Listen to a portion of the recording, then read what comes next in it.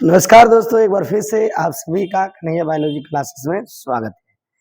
आज हम आप लोगों के लिए 12th क्लास बायोलॉजी का एक most VVI question recombinant DNA topic का नाम है, उसे लेकर आए हैं। रिकॉम्बिनेंट डीएनए कब बनाया जाता है?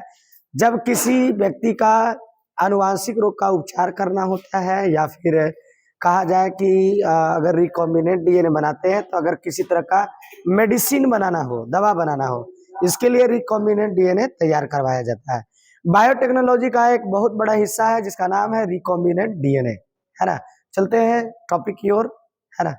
टॉपिक को समझने से पहले आप इसके प्रायोगिक को समझें और इसके जो फिगर है उसको समझना पड़ेगा, तब आपको जाकर ये थ्योरी समझ में आएगा। तो चलते हैं, पहले देखते हैं, है ना। ये रहा फिगर। जैसे मान लिया जाए किसी व्यक्ति के शरीर में इंसुलिन, जैसे पैनक्रियाज अग्नाशय जो होता है, पैनक्रियाज पैनक्रियाज पैनक्रियाज पैनक्रियाज का मतलब होता है अग्नाशय, है ना। पैनक्रियाज का मतलब होता है अग्नाशय। अगर अग्नाशय किसी व्यक्ति का काम नहीं कर रहा है, और जब काम नहीं करेगा तो उसके शरीर से इंसुलिन बनना बंद हो जाएगा, है ना। क्या बनना बंद हो जाएगा? इंसुलिन बनना बंद हो जाएगा। तो जब तक आदमी जिएगा तब तक इंसुलिन लेगा, तब तक वो जीता रहेगा, है ना। इंसुलिन ग्लूकोज के पाचन में सहायक होता है, इंसुलिन हार्मोन, है ना। इंसुलिन हार्मोन जो होता है ग्लूकोज के पाचन में सहायक होता है। तो यहाँ पे बात आती है कि अगर कोई व्यक्ति के शरीर में पैनक्रियाज खराब हो गया और उसके शरीर में ग्लूकोज का पाचन करने में, ग्लूकोज को पचाने में, ग्लूकोज के स्तर को कम करने के लिए इंसुलिन चाहिए, तो जब तक इंजेक्शन लगाते रहेगा तब तक उसकी हालत ठीक रहेगी। लेकिन कुछ ऐसा बायोटेक्नोलॉजी विधि द्वारा कुछ ऐसी क्रिया किया जाए जिससे क्या होगा कि उसका अनुवांशिक रोग या कह सकते हैं कोई भी रोग हो, उसका उपचार हो जाए, है ना।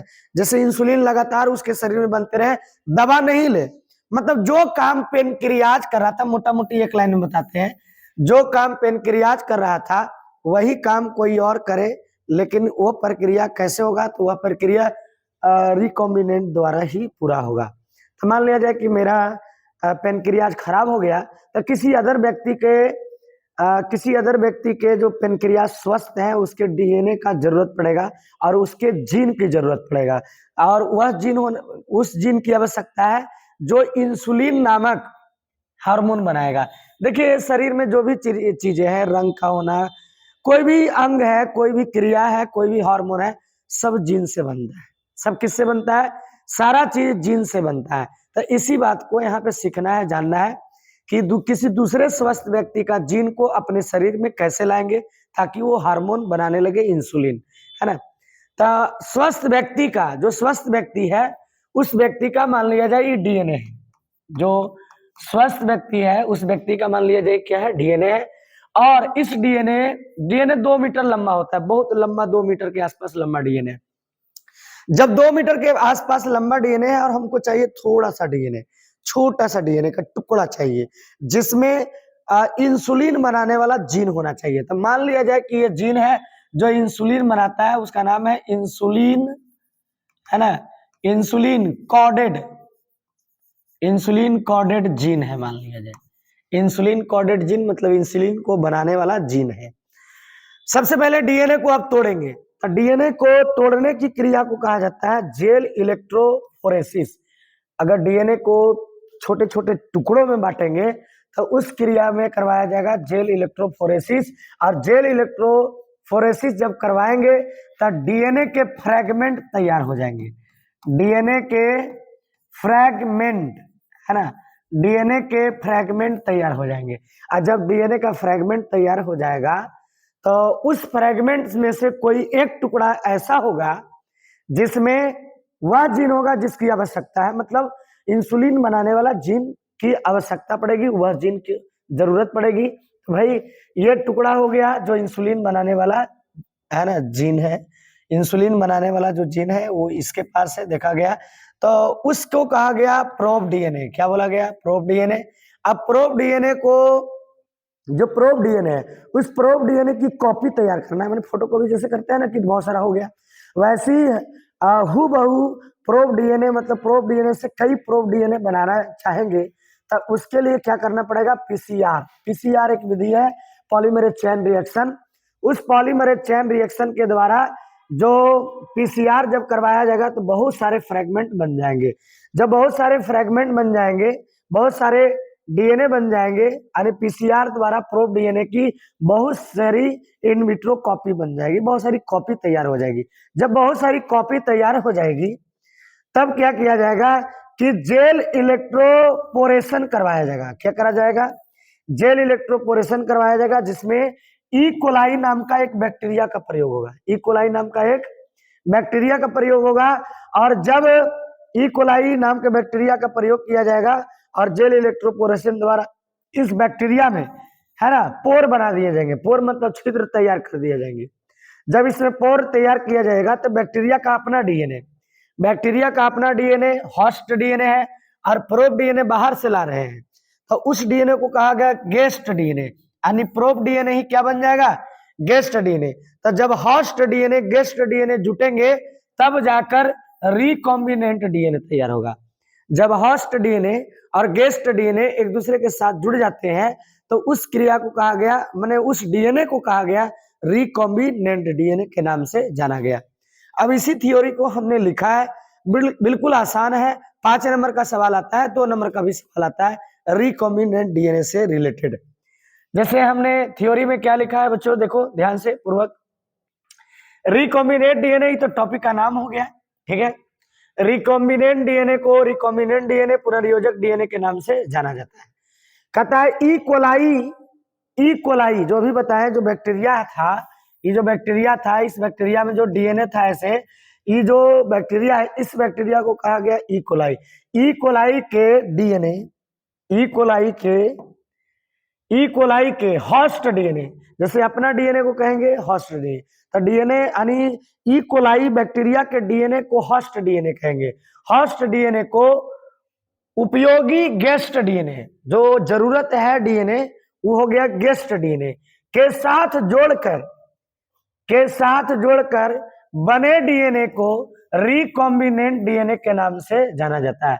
अगर इसमें देखा जाए तो होस्ट डीएनए को और गेस्ट डीएनए को जोड़कर जो डीएनए बनाया जाएगा उस डीएनए को कहा जाता है रिकॉम्बिनेंट डीएनए। रिकॉम्बिनेंट डीएनए की क्रियाविधि है ना, रिकॉम्बिनेंट डीएनए की क्रियाविधि। तो रिकॉम्बिनेंट डीएनए कैसे तैयार होता है, जो कि आपको थ्योरी पढ़ाया गया उसी को पढ़ते हैं, ध्यान पूर्वक सुनना है ना।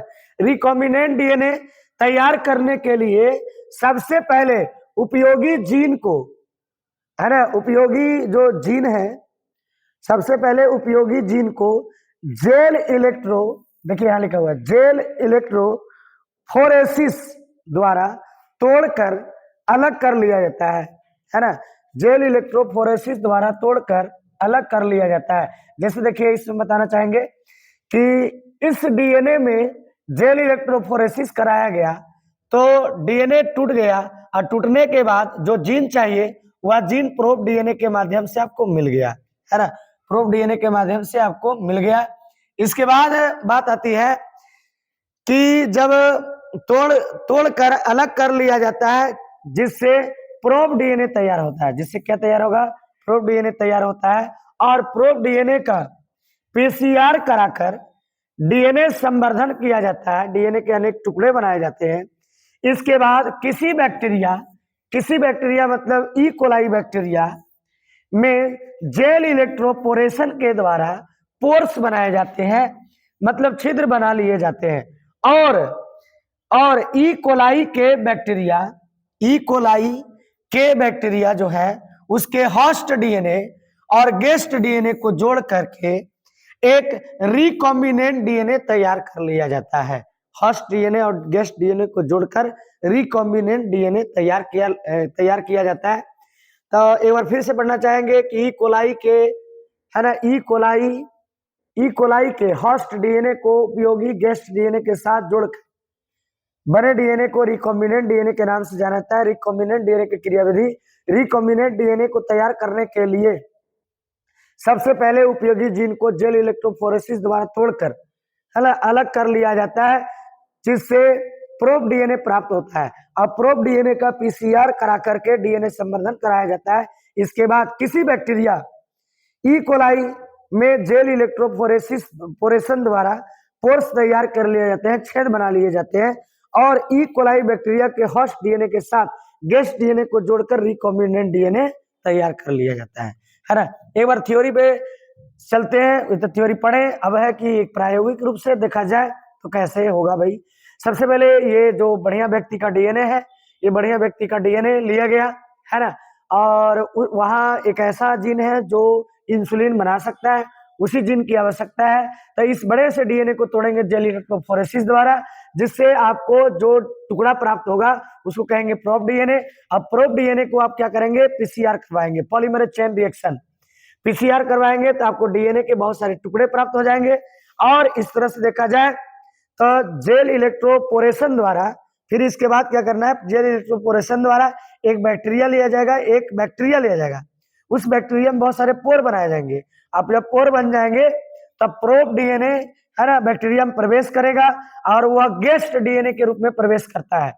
तो गेस्ट डीएनए और बैक्टीरिया का डीएनए, होस्ट डीएनए, ये दोनों जुड़कर रिकॉम्बिनेंट डीएनए का तैयार कर लेता है। अब इस रिकॉम्बिनेंट डीएनए को जीन गन के द्वारा, जीन का एक बंदूक होता है, उस बंदूक में लोड करके अगर शरीर में है ना डाल दिया जाए, तो जो काम पेनक्रियाज कर रहा था, इंसुलिन बनाने का काम, जो पेनक्रियाज कर रहा था इंसुलिन बनाने का, वह काम कौन करने लगेगा, रिकॉम्बिनेंट डीएनए तैयार कर लेगा भाई। रिकॉम्बिनेंट, जब तक रिकॉम्बिनेंट डीएनए आपके शरीर में रहेगा, लाइफ टाइम तक आपके शरीर में बनते रहेगा। क्या बनते रहेगा, तो इंसुलिन हार्मोन बनेगा। इसी तरह से और भी चीजों का यहाँ पे ट्रीटमेंट किया जाता है बायोटेक्नोलॉजी के द्वारा, और बहुत सारे रोगों का भी उपचार किया जाता है ना, और नए जीवों को बनाने में भी मदद किया जाता है रिकॉम्बिनेंट डीएनए के द्वारा। ठीक है, आपको वीडियो अच्छा लगा होगा, पसंद लगा होगा, और ऐसे ही आपको हर एक टॉपिक का है ना एक एक वीडियो आपके बीच शेयर करते रहेंगे, है ना। आप भी क्या करते रहिए कि चैनल को सब्सक्राइब कीजिए, लोगों के बीच शेयर कीजिए, है ना। जय हिंद। ठीक है, अच्छा स्क्रीनशॉट एक बार ले लेंगे, इसका ले लीजिए, फिर आप स्क्रीनशॉट इसका ले लीजिए, है ना। ये 5 नंबर का सवाल भी होता है, 2 नंबर का भी, इसका भी आप है ना ले सकते हैं। ठीक है, थैंक यू, धन्यवाद, मिलते हैं नेक्स्ट वीडियो में।